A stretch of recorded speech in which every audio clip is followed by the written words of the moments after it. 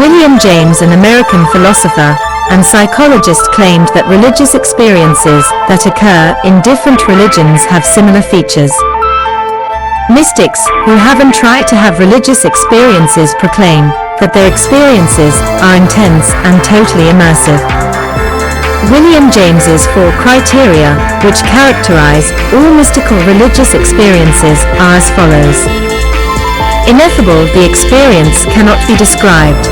It's translanguage and cannot be accurately described in words. Noetic, knowledge or insight of some kind is gained. Transient, it's a temporary experience. Passive, the experience occurs without the person making the experience happen. It's like music or love in that regard. If someone has never felt love or heard music, they might find a musician or lover weak-minded or absurd, but that's just because they lack the required experience. James said that this is true of those who dismiss religious experiences too. Most mystical experiences' description's usefulness is that they defy expression, in that nothing adequate can be written, for they have to be seen to be truly appreciated. An interesting point that comes out of James' observations was a pluralist argument for religious experiences. Basically, his argument being that the 4 criteria that are found in mystical religious experiences in different cultures across the world must have an explanation, as they clearly cannot happen by chance, and his explanation was that they were coming from a higher spiritual reality. W. Stace and other writers claimed that the universality of certain features of religious experiences were good evidence of that they were real, which developed this argument much more explicitly. James concludes with that the core of religion are mystical experiences, whereas second-hand religion were made up of teachings and practices, and they were not what religion is really about. This, the view that all religions are true, makes James a pluralist. Paul Nitter, a pluralist, makes a similar argument about religious experiences, points to a classic metaphor. Allegorically speaking, each religion is a well, and at the bottom, through mystical experiences, one reaches the underground water, then one realizes that it is sourcing all the other wells and all the other religions. On the other hand, the features of religious experiences, cross-cultural similarities, could have naturalistic explanations. However, that human brains evolve similarly could explain why human brains hallucinate similarly too. Or it could be that religious experiences serve a universal psychological or sociological function, like with Durkheim or Jung. So, therefore, the unnecessary explanation of a higher spiritual reality can explain the cross-cultural similarities of religious experiences without needing unnecessary explanations of a higher spiritual reality. James' pragmatism argument, including conversion experiences. James was not content at the attempt to put down mystical experiences as hallucinations, stating that a good reason to think religious experiences are not just hallucinations are that, unlike hallucinations, religious experiences can have positive and profound life-changing effects, which we can observe. James was a pragmatist that argued that the validity of the experiences depended upon those effects, and he was most interested in the effects that the religious experiences had on people's lives, which was an epistemology mindset which states that if something is good for us or works, then that is evidence of its truth. James referred to the case study of an alcoholic who had a religious experience, and afterwards he found the ability to give up the alcohol. In a nutshell, after the experience, he found the power to give up which he lacked before. James argued that this was the evidence for the validity of that the experience came from a higher spiritual reality. James viewed conversion experiences as a transformation from an unhappy, divided, or imperfect self with a guilty conscience to a more unified, happy self, stating that they are clearly a strong example, pointing out his argument about the life-changing impact of religious experiences. A counter-argument to James' pragmatism. was that James might be right about most hallucinations. But sometimes it might be life-changing even though it isn't real if a person has an hallucination that fits with certain beliefs, for example. This could easily explain conversion experiences too. If an atheist hallucinates a person walking down a road that is not life-changing, but if a theist hallucinates an angel, it might be. The reason for it being life-changing would only be because of their beliefs about its significance, which their own mind is supplying, and it's not coming from some higher spiritual reality. It's just a hallucination, and this seems like a simpler explanation. So, it looks like a religious experience involving life-changing conversion does not add any special validity to it.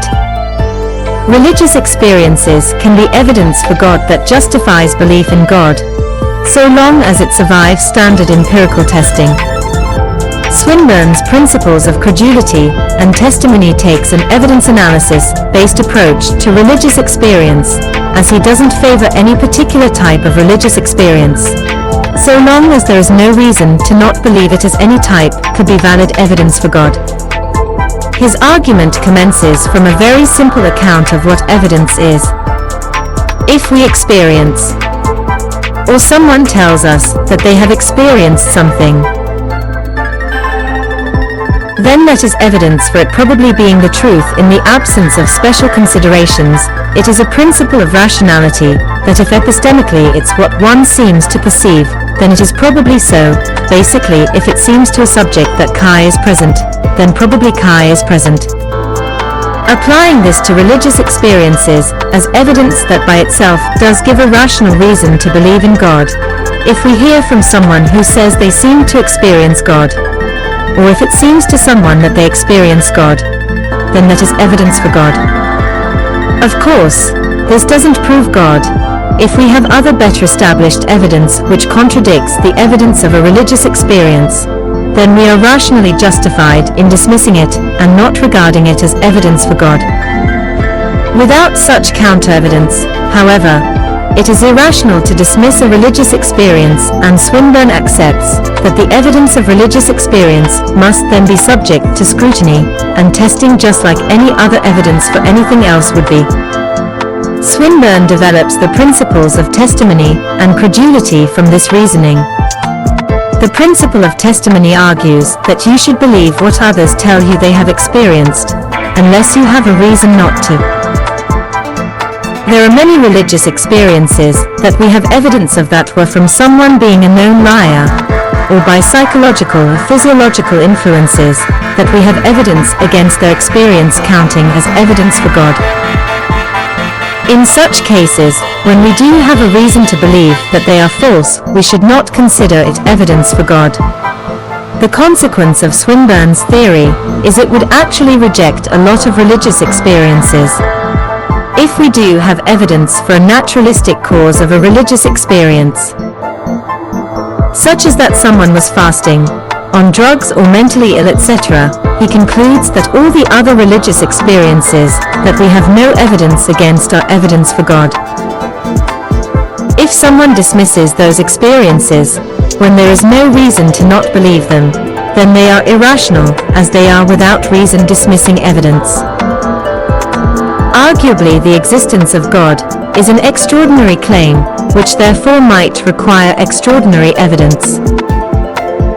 And extraordinary claims require extraordinary evidence, but is a mere experience of God sufficient evidence to justify one's belief in God? Freud's psychological challenge to religious experience called religion an obsessional neurosis, and said it ultimately derived from two main psychological forces. The first is the fear of death. While animals only have their fear of death triggered when in a dangerous situation, humans are the only animal that are constantly aware that they are going to die, in that we humans have an instinctual animalistic fear of death, which we can't control, but we can control our human thoughts and cognitions. We have the animalistic part of ourselves, but have since developed cognitive processes, which then unfortunately constantly trigger the fear of death on our animalistic side. So, the solution is to manipulate those to believe that death is not the end, this being Freud's scientific challenge to religious experiences. Also, Freud argued that it's a desire for eternal innocence in the face of the painful reality of the world that is the reason why Christians call God Father, because they have a desire to be a child forever. Freud thought these psychological forces were so strong that they resulted in delusions which could explain religious experiences. Like when one is lost in a desert and desperate for water that they hallucinate a mirage. Similarly, humans can be so desperately afraid of death, and with the difficulties of life, that they can delude themselves into believing that there is a God who will take care of them and also an afterlife. However, Freud's analysis fails to explain mystical religious experience because of its sense of unity with something infinite and unbounded. These seem to go far beyond the wish-fulfilling hallucinations of a neurotic. The theory might work well against mere visions, which we know can be created by the brain due to desperate wish fulfillment, such as in the mirage case. However, mystical experiences are ecstatic, immersive, and totally unlike any ordinary sensory experience, making them harder to dismiss as hallucinations caused by delusory wishful thinking. Freud's response was to argue that intense mystical experiences are actually one reliving a childhood experience before the ego or self had formed. This explains resultant unity with everything in mystical experiences, the dissolving of the sense of self, and that reliving experiences of selflessness is simply a feature of the mind and only later came to be arbitrarily associated with religion, but in essence it has nothing to do with it. However, his account that religion is unscientific, overgeneralized and overly reductive, is there seems to be plenty of non-neurotic religious people, and the problem with psychological arguments is that while they could be true for many, maybe even the majority, it's hard to argue they are true for everybody, and even if they don't work for one person, that's only one person they can't explain. Freud studied a small sample size, which was not representative of society, and had no method of experiment. Popper argued that Freud's theories were unfalsifiable and are currently regarded by most psychologists as being too unempirical in his methods for his theories to count as real science. Persinger, a neuroscientist, created a machine dubbed the God Helmet, which physiologically manipulated people's brain waves, and sometimes causing them to have a religious experience where they felt the presence of unseen beings, posing as a scientific challenge to religious experiences through his discovery of a physiological explanation of them. Regular religious experiences could just be examples of that, caused by some unknown brain processes that can happen without a machine, and that religious experiences are just an unusual state of the brain, which seems to show that religious experiences originate from the brain and not anything supernatural like a god. Further, we know we can cause hallucinations by manipulating the brain with drugs like LSD, but this shouldn't necessarily count against the validity of religious experiences that occur without such manipulations. However, maybe that brain manipulation is simply the mechanism by which God creates religious experiences. Arguably, at least Persinger demonstrates that religious experiences could have a naturalistic explanation, therefore, supernatural explanations are unnecessary. However, his God Helmet cannot rule out the possibility of supernatural causes for regular religious experiences, but it can show that they could have a naturalistic cause, like where we have naturalistic and supernatural explanations competing. The naturalistic explanation, in that we can use Occam's razor, is the simpler option to explain religious experiences naturalistically, and that we have no reason to suppose that they have a supernatural cause. Conversion experiences are those which influence a person to join a religion, and they could be full-blown mystical experiences that could be individual or corporate or merely visions. or any type of religious experience that, as I say, could also be a conversion experience. St. Paul's is one of the most famous conversion experiences, in that he was a Jew called Saul who persecuted the Christians. Then, when he was on the road to Damascus, he had an experience which converted him to Christianity. He changed his name to Paul, and he began spreading the Christian faith as an apostle, and his theology and teachings found in his letters to different Christian churches became a very significant portion of the New Testament. In a nutshell, on his journey as he neared Damascus, a light from heaven suddenly flashed around him, and he fell to the ground, and then he heard a voice say to him, "Saul, Saul, why do you persecute me?"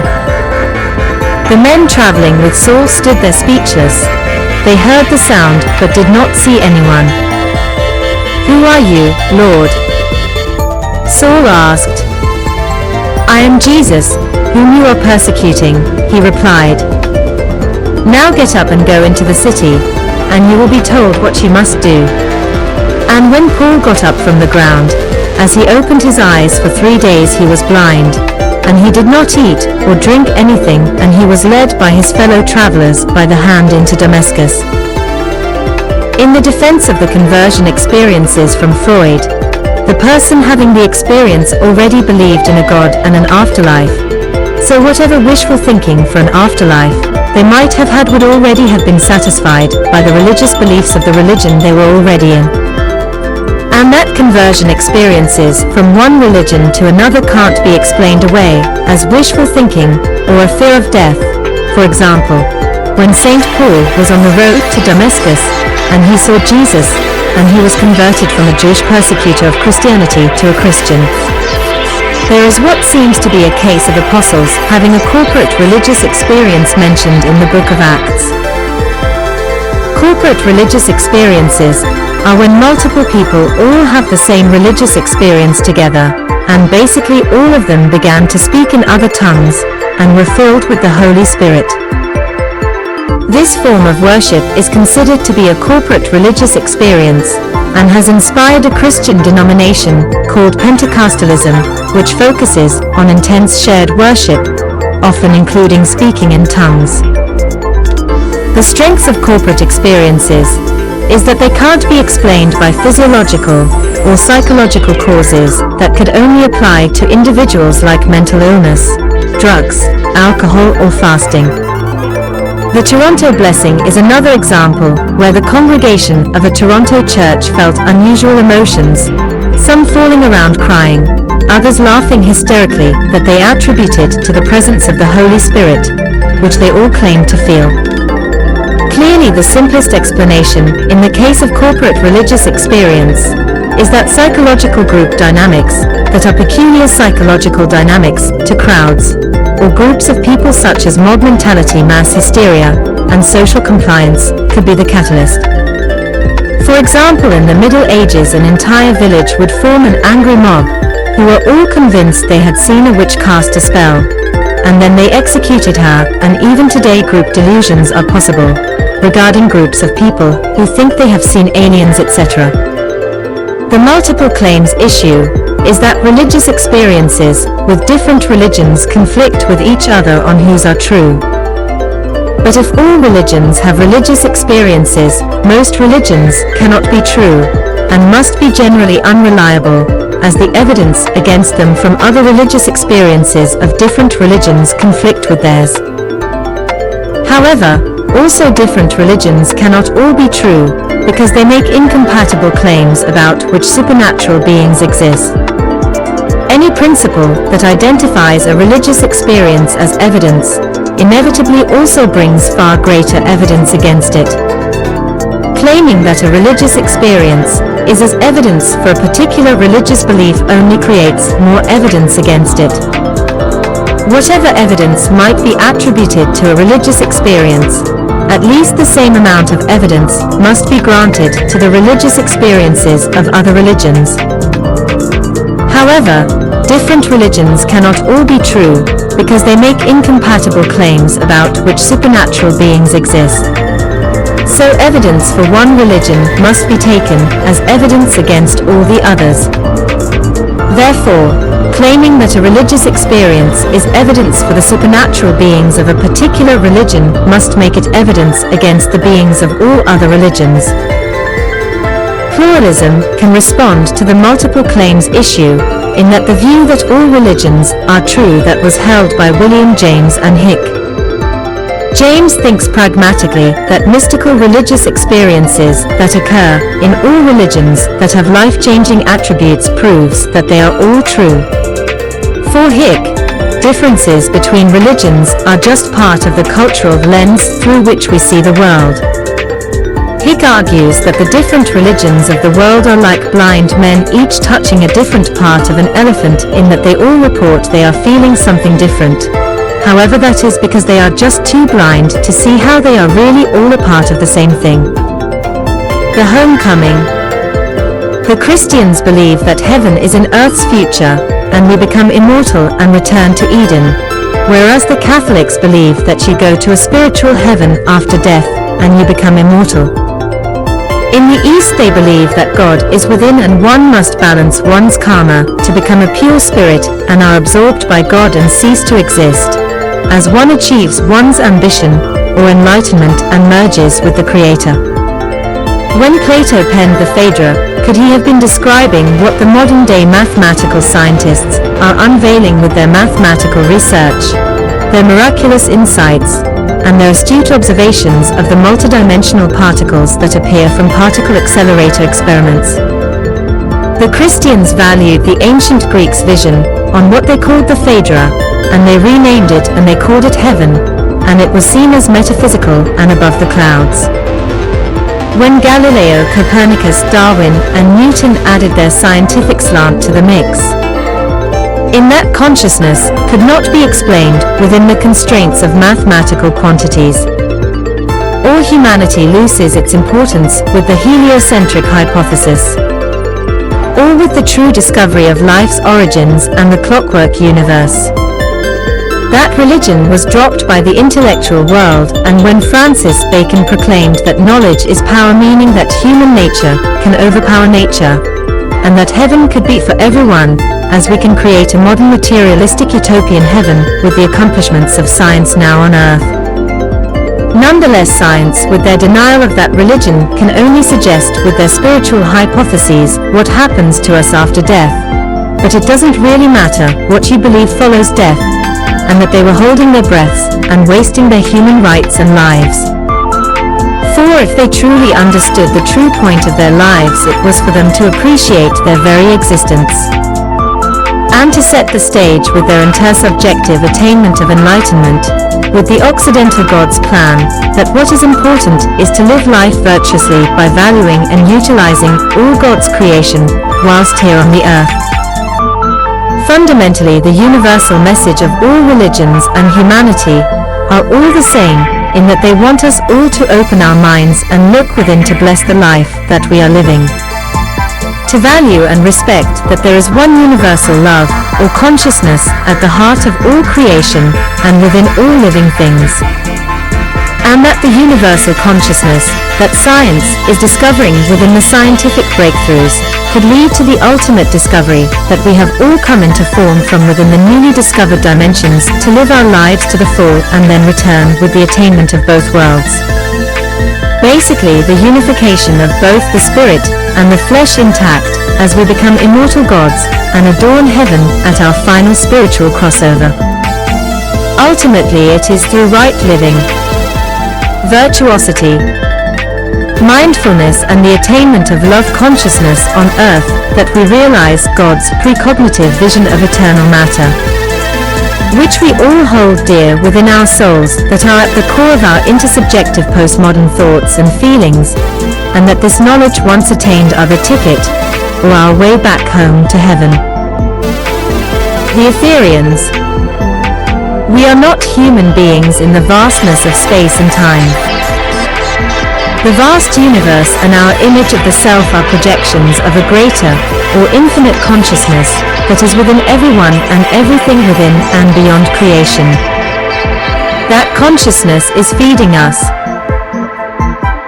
who are extensions of itself with feelings and assumptions of which one mediates, by projecting reality, in what can be likened to a virtual reality headset, in a simulation, or computer game, that is being relayed to us through our senses, feelings and emotions. And that through us conscious agents, or portals, with our projections of reality, is how the super, or greater self, that is one with all of its selves and creation wakes up within the illusion, and it discovers itself. The meaning to life is so that this greater consciousness can achieve, discover and explore itself through its imaginative creativity, only to rise above humanity and the illusion and then return home as ethereans. But why? One may ask. Because it can, it would reply, and of course ultimately, if one has knowledge of its potential, why not? One may elucidate, hypothesize, or assume the reason of its supernal purpose, but if one breaks down the constraints of this reality, and sees beyond evolution, and the Big Bang outside the bowl and into the sink, then one can see the bigger picture, and that is that consciousness creates everything. And through its creation it expresses, communicates, competes and procreates. And after God's children have played their roles within the illusion of both the spirit and the flesh, and their journey is over, they return home to the light, beyond the light, as holographic entities and equal constituents of the whole. The source, or the ultimate creative consciousness, that is the creator of both the spirit and the flesh, which is a pathway to take substance and spirit back home into eternity by adding form and thought as the ethereans return home, and the circle of life combines with the cross, and it forms eternal matter. Allegorically speaking, Odysseus's odyssey, that was fueled by his drives and impulsiveness to search for eternity, discovers that eternity is within his children, and so he returns home. And thought and substance manifest as one within the void, and as in all good myths, they create along with the ethereans eternal matter, and then the gods live out their infinite conscious lives, helping out with reality as gods, and they all live, work, rest, and play happily ever after. In a nutshell, we are all aspects of God's creative imagination, as it creates extensions of itself as a pathway to realize a spiritual paradise that it had in a precognitive dream that revealed its ultimate peak potential, which lays dormant at the edge of reality. It creates its supernal innate peak potential as the spirit and the flesh merges to create substance, thought and form within eternity, and then God's precognitive dream of spiritual utopia is realized with the arrival of the ethereans, and then the odyssey is over and eternal matter is complete. God is man. Plato believed that we were the shadow of our true selves from the Phaedra, or the perfect world, while on the earth, basically we come from the perfect world where we were whole and integral, and we have carried over within our far memories knowledge from the Phaedra, or heaven, the perfect world. Man is God. And with that came his argument that we do not gain knowledge from this imperfect world, we simply recognize the knowledge through meditation, study, contemplation, and our life's experiences, while we are on the earth from the perfect world where we were whole. God is man. We are on a round trip from and to heaven, dropping off at the simulation, planet Earth, to help God discover itself through our interactions, pick up some shopping, have some worldly experiences, do a bit of shopping and find the perfect environments along the way.